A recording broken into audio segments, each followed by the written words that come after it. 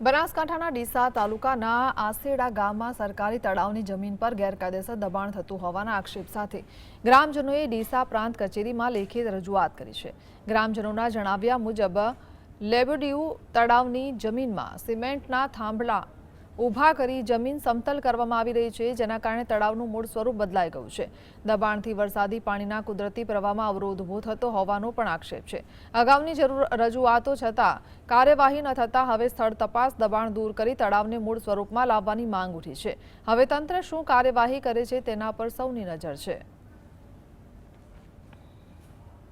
ખોદાવવું જોઈએ અને ત્યાં પાણીનો પુરવઠો માટે ભવિષ્યની અંદર કંઈક પ્રોબ્લેમ બને અને પછી આપણે આના ઉપર લોકો અત્યારે ડેમો અને બધાનું બાંધકામ કરે છે, તો ઓલરેડી જે જગ્યા પર અવેલેબલ છે તો એને શું કામ આપણે એનો નાશ કરી નાખીએ। પાણીનો પુરવઠો બધા ખેત તલાવડી ઉપર કામ કરી રહ્યા છે। આ સાઈડ આપણે અહીંયા ડીસાની વાત કરીએ તો પ્રવીણભાઈ માળી સાહેબ આપણે જે જગ્યા પર ખેત તલાવડી બનાવી રહ્યા છે, તો આપણે અહીંયા અવેલેબલ છે તો શું કામ એનો નાશ પ્રોબ્લેમ